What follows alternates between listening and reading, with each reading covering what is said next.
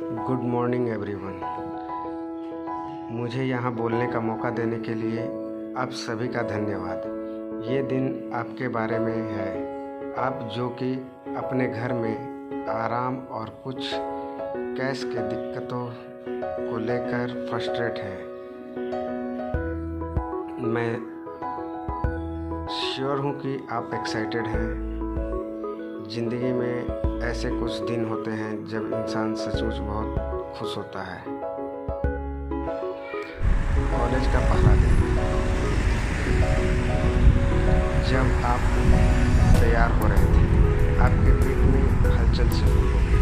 Auditorium कैसा होगा, teacher कैसे होंगे, मेरे नए क्लासमेट कौन होंगे, इतना कुछ सीरियस होने के लिए मैं इसे एक्साइटमेंट कहता हूँ। आपके अंदर की चिंगारी जो आपको एकदम जिंदा दिल फील कराती है। आज मैं आपसे इस चिंगारी को जलाए रखने के बारे में ही बात करने आया हूँ, या दूसरे शब्दों में, हम अगर हमेशा नहीं तो ज़्यादा से ज़्यादा समय कैसे खुश रह सकते हैं। इस चिंगारी की शुरुआत कहाँ से कैसे होती है? मुझे लगता है हम इसके साथ पैदा होते हैं। मेरे 3 साल के जुड़वा बच्चों में मिलीनियर स्पार्क है। वो स्पाइडरमैन का एक छोटा सा खिलौना देख के बिस्तर से कूद पड़ते हैं। पार्क में झूला झूल के वो थ्रिल्ड हो जाते हैं। पापा से एक कहानी सुनने उनमें उत्तेजना भर जाती है। अपना बर्थडे आने के महीनों पहले से वो उल्टी गिनती करना शुरू कर देते हैं कि उस दिन केक कटेगा, उन्हें गिफ्ट मिलेगा। मैं आप जैसे लोगों को देखता हूँ और मुझे आपके अंदर भी कुछ चिंगारी नज़र आती है, स्पार्क नज़र आता है। पर जब मैं और बड़े लोगों को देखता हूँ तो वो मुश्किल से ही नज़र आता है। इसका मतलब जैसे जैसे हमारी उम्र बढ़ती है ये चिंगारी कम होने लगती है। ऐसे लोग जिनमें ये चिंगारी बिल्कुल ही खत्म हो जाती है, वो मायूस, लक्ष्य रहित और कड़वे हो जाते हैं। जब वी मेट के पहले हाफ की करीना और दूसरे हाफ की करीना याद है ना? चिंगारी बुझ जाने पे यही होता है। तो भला इस चिंगारी को कैसे बचाएं? चिंगारी को दिए की लौ की तरह इमेजिन कीजिए। सबसे पहले उसे नेचर करने की ज़रूरत है, उसे लगातार ईंधन देने की ज़रूरत है। दूसरा, उसे आंधी तूफान से बचाने की ज़रूरत है। नेचर करने के लिए हमेशा लक्ष्य बनाएं। यह इंसान की प्रवृत्ति होती है कि वह कोशिश करे, सुधार लाए और जो बेस्ट अचीव कर सकता है उसे अचीव करे। दरअसल इसी को सक्सेस कहते हैं।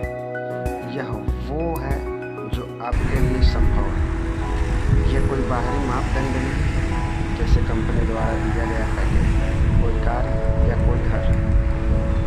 हम में से ज़्यादातर लोग मिडिल क्लास फैमिली से हैं। हमारे लिए भौतिक सुख सुविधाएं सफलता की सूचक होती हैं और सही भी है। जब आप बड़े हो जाते हैं और पैसा रोज़मर्रा की ज़रूरतों को पूरा करने के लिए ज़रूरी हो जाता है, तो ऐसे में फाइनेंशियल फ्रीडम होने का एक बड़ी ही अचीवमेंट कहलाती है। लेकिन यह ज़िंदगी का मकसद नहीं है। अगर ऐसा होता तो मिस्टर अंबानी काम पर नहीं जाते, शाहरुख खान घर रहते और ज़्यादा डांस नहीं करते, स्टीव जॉब और भी अच्छा आईफोन बनाने के लिए मेहनत नहीं करते, क्योंकि पिक्सार बेचकर ऑलरेडी उन्हें कई बिलियन डॉलर मिल चुके हैं। वो ऐसा क्यों करते हैं? ऐसा क्या है जो हर रोज़ उन्हें काम पर ले जाता है? वो ऐसा इसलिए करते हैं क्योंकि ये उन्हें खुशी देता है। वो ऐसा इसलिए करते हैं क्योंकि ये उन्हें जिंदा दिल का एहसास कराता है। अपने मौजूदा स्तर में सुधार लाना आपको एक अच्छा एहसास दिलाता है। अगर आप मेहनत से पढ़ें तो आप अपनी रैंक सुधार सकते हैं। अगर आप लोगों के इंटरेक्ट करने का प्रयत्न करें तो आप इंटरव्यू में अच्छा करेंगे। अगर आप प्रैक्टिस करें तो आपके क्रिकेट में सुधार आएगा। शायद आप ये भी जानते होंगे कि आप अभी तेंदुलकर नहीं बन सकते, लेकिन आप अगले स्तर पर जा सकते हैं। अगले लेवल पे जाने के लिए प्रयास करना जरूरी है। प्रकृति ने हमें उनको गेम्स के संजोग और विभिन्न परिस्थितियों के हिसाब से दिया है। खुश रहने के लिए हमें इसे एक्सेप्ट करना होगा और प्रकृति की इस डिज़ाइन को अधिक से अधिक लाभ उठाना होगा। ऐसा करने से गोल आपकी मदद करेंगे। अपने लिए सिर्फ करियर या एकेडमिक गोल ही बनाएं। ऐसे गोल बनाएं जो आपको एक बैलेंस्ड और सक्सेस लाइफ दे। अपने ब्रेकअप के दिन प्रमोशन पाने का कोई मतलब नहीं है। कार चलाने से कोई मज़ा नहीं है। अगर आपके पीठ में दर्द हो, दिमाग टेंशन से भरा हो, तो भला शॉपिंग करने में क्या खुशी होगी। आपने ज़रूर कुछ कोट्स पढ़े होंगे, जिंदगी एक कठिन रेस है, ये एक मैराथन है या कुछ और नहीं। ऐसा नहीं है। मैंने जो देखा है आज तक, जिंदगी नर्सरी स्कूल में होने वाले उस रेस की तरह है जिसमें आप चम्मच में रखे मार्बल को अपने मुंह में दबा कर दौड़ते हैं। अगर मार्बल गिर जाए तो दौड़ में फर्स्ट आने का कोई अर्थ नहीं है। ऐसा ही जिंदगी के साथ है, जहां सेहत और रिश्ते उस मार्बल का प्रतीक हैं। आपका प्रयास तभी सार्थक है जब तक वो आपके जीवन में सामंजस्य लाता है। नहीं तो आप भले ही सफल हो जाएं, लेकिन ये चिंगारी, ये एक्साइटेड और जिंदा होने की फीलिंग धीरे धीरे मरने लगेगी। इस बार को नेचर करने के बारे में एक आखिरी चीज़, जिंदगी को संजीदगी से ना लें। Don't take life seriously. मेरे एक योगा टीचर क्लास के दौरान स्टूडेंट को हंसाते थे। एक स्टूडेंट ने पूछा कि क्या इन जोक्स की वजह से योगा प्रैक्टिस का समय व्यर्थ नहीं होता। तब टीचर ने कहा, don't be serious, be sincere. तब से इस क्यूट ने मेरा काम डिफाइन किया। चाहे वो मेरा लेखन हो, मेरी नौकरी हो, मेरे रिश्ते हो या कोई और लक्ष्य, मुझे अपनी राइटिंग पर रोज़ हज़ारों लोगों के ओपिनियन मिलते हैं। कहीं खूब प्रशंसा होती है, कहीं खूब आलोचना। मगर मैं इन सब को सीरियसली ले लूँ तो लिखूँगा कैसे या फिर जीऊँगा कैसे। ज़िंदगी गंभीरता से लेने के लिए नहीं है। हम सब यहाँ टेम्पररी हैं। हम सब एक प्रीपेड कार्ड की तरह हैं जिसकी लिमिटेड वैलिड है। अगर हम भाग्यशाली हैं तो शायद हम अगले 50 साल और जी लें।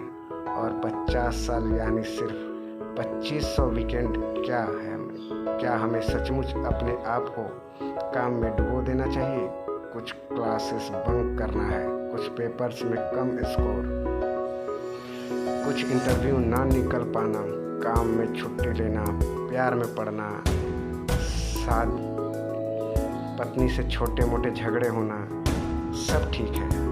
हम सभी इंसान प्रोग्राम डिवाइस नहीं है। मैंने आपसे 3 चीज़ें बताई, रीजनेबल गोल, बैलेंस और ज़िंदगी को बहुत सीरियस नहीं लेना है। जो स्पार्क, जो चिंगारी को नेचर करेगी, लेकिन ज़िंदगी में 4 बड़े तूफान आपके दिए को बुझाने की कोशिश करेंगे। इससे बचने बहुत ज़रूरी है।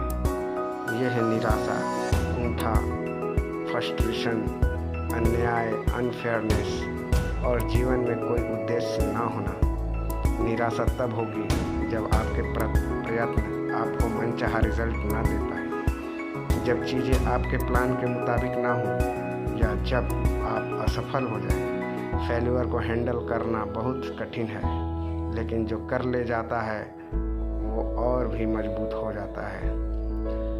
आप सब कुछ छोड़ देना चाहेंगे, जैसे कि मैंने चाहा था जब मेरी पहली बुक को नो पब्लिशर ने रिजेक्ट कर दिया। कुछ IITians लॉ ग्रेड्स की वजह से खुद को खत्म कर लेते हैं। ये कितनी बड़ी बेवकूफ़ी है। पर इस बात को समझा जा सकता है कि फेल्यूर आपको किस हद तक हट कर सकते हैं।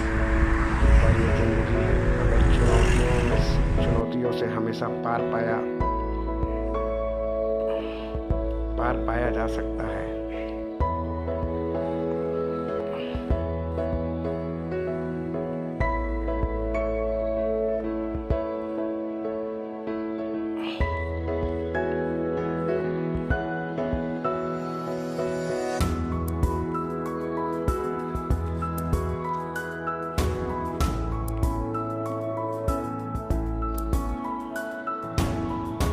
जा सकता तो चुनौतियाँ नहीं रह जाती।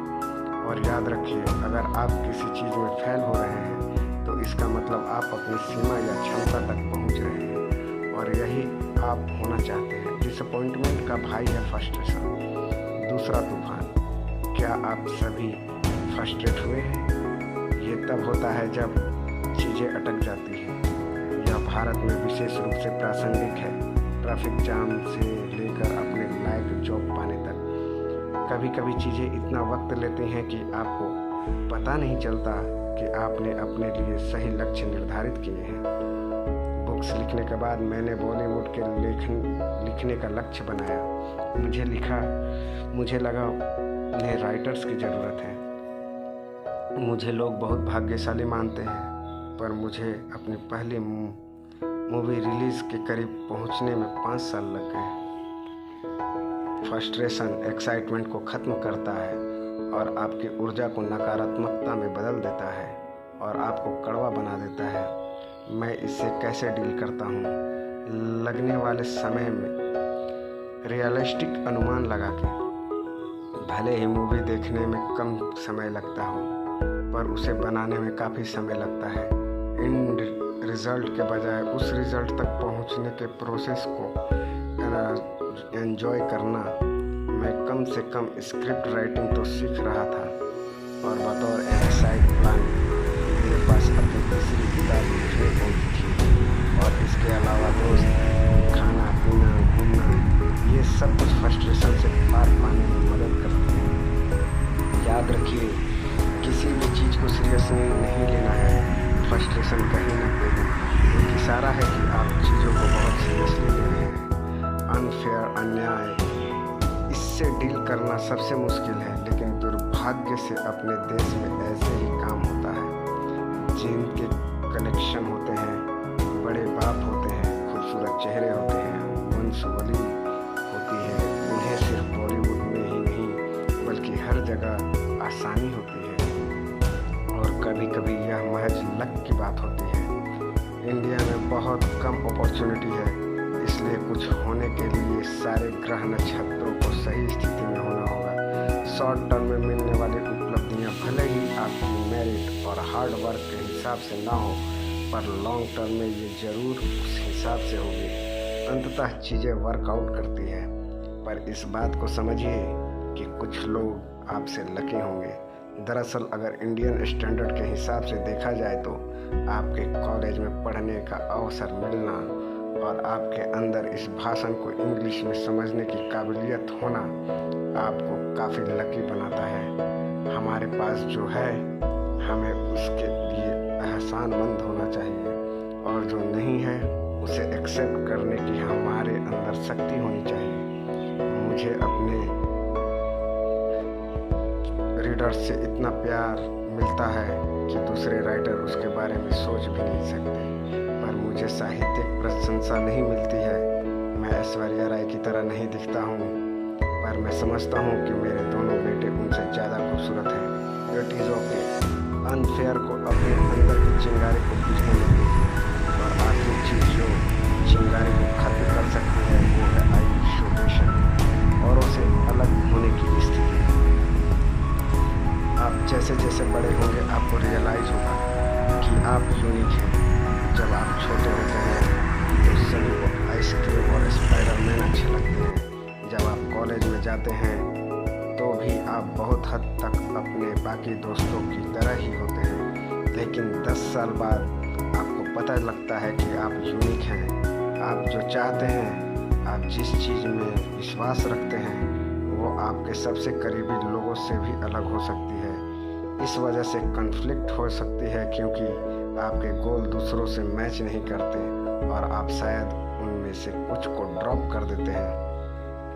कॉलेज में बास्केटबॉल के कप्तान रह चुके दूसरे बच्चे होते ये खेल खेलना छोड़ देते हैं। जो चीज़ें उन्हें इतनी पसंद थी वो उसे छोड़ देते हैं। ऐसा वो अपनी फैमिली के लिए करते हैं, पर ऐसा करने से आपके अंदर की चिंगारी खत्म हो जाती है। कभी भी ऐसा कंप्रोमाइज़ ना करें, पहले खुद को प्यार करें फिर दूसरों को। मैंने आपको चारों thunderstorm, disappointment, frustration, unfair and isolation के बारे में बताया। आप इनको अवॉइड नहीं कर सकते। मानसून की तरह ये भी आपके जीवन में बार बार आते रहेंगे। आपको बस अपना रेनकोट तैयार रखना है ताकि आपके अंदर की चिंगारी बुझ ना पाए। मैं एक बार फिर आपका अपने जीवन में सबसे अच्छे समय में स्वागत करता हूँ। अगर कोई मुझसे समय में वापस जाने के लिए ऑप्शन दे तो निश्चित रूप से मैं कॉलेज वापस जाना चाहूँगा। मैं ये आशा करता हूँ कि 10 साल बाद आपकी आंखों में वही चमक होगी जो आज है। आई होप कि आप अपने अंदर की चिंगारी को सिर्फ कॉलेज में ही नहीं बल्कि आप जितने दिन जिंदा रहेंगे इस चिंगारी को जिंदा रखेंगे। मैं आशा करता हूँ कि सिर्फ आप ही नहीं बल्कि पूरा देश इस चिंगारी को जिंदा रखेगा, क्योंकि इतिहास में किसी भी और पल से ज़्यादा अब इसकी ज़रूरत है। और ये कहना कितना अच्छा लगेगा, मैं बिलियंस स्पार्क की भूमिका में वास्ता रखता हूँ। थैंक यू दोस्तों। अगर मेरा स्पीच अच्छा लगे तो मेरे चैनल को सब्सक्राइब जरूर करिए।